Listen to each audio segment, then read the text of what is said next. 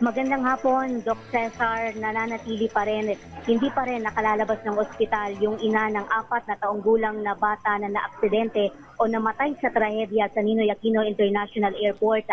Ayon sa tito ng bata na si Danilo Masungsong, kalalabas lamang sa intensive care unit ng kanyang hipag na si Cynthia at kinayuhan ng kanyang doktor na magpalakas muna bago payagang makalabas doon sa St. Luke's Medical Center sa lungsod ng Taguig.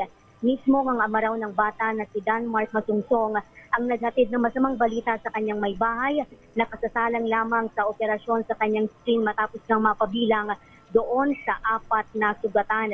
Gayunpaman, kumpirmasyon na lamang palaan niya yung hinintay ng ina ng bata dahil habang nasa ambulansya ito sa NAIA, rinig niya yung palahaw ng kanyang mister na paulit-ulit isinisigaw, "Anak ko yan." Sinabi pa ni Danilo na bagamat nahihirapang kumain, pinipilit ng hipag niyang magpalakas upang makapunta na sa burol sa lalong madaling panahon.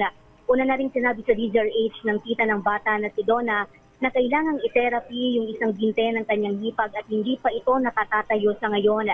Ibinahagi rin ng tito ng bata na 21 araw lang pala na nagsasama yung mag-ama at sana nito na tapusin na lamang yung kanyang kontrata sa Europa para magnegosyo na lamang dito sa Pilipinas at para na rin mabantayan yung paglaki ng kanyang nag-iisang supling.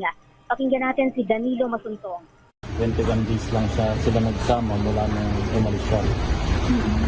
Maliit pa yung bata nung umalis ng kapatid ko, kaya ngayon nahihirapan pa siyang tanggapin yung pangyari kasi yung asawa niya nasa hospital pa.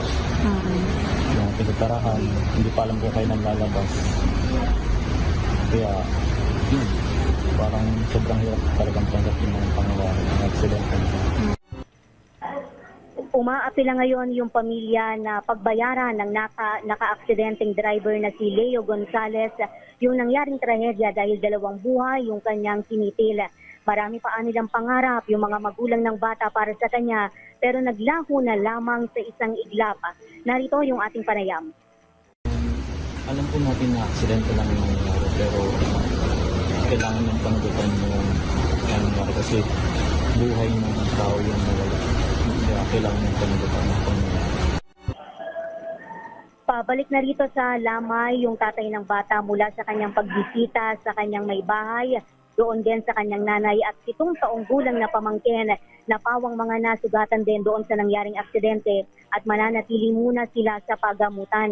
Wala pang petsa kung kailan ihahatid sa kanyang huling hantungan ng bata dahil hiling ng kanyang ina na hindi pa rin nakalalabas ng pagamutan na masilayan ang kanyang unika iya sa kahuli-hulihang pagkakataon kahit man lamang sa loob na ng kanyang ataul. Iyan ang sitwasyon dito sa San Fernando Funeral Home sa Lipa City, Batangas. Ito si Giselle Ricaport para sa DZRH, una sa Pilipinas, una sa Pilipino.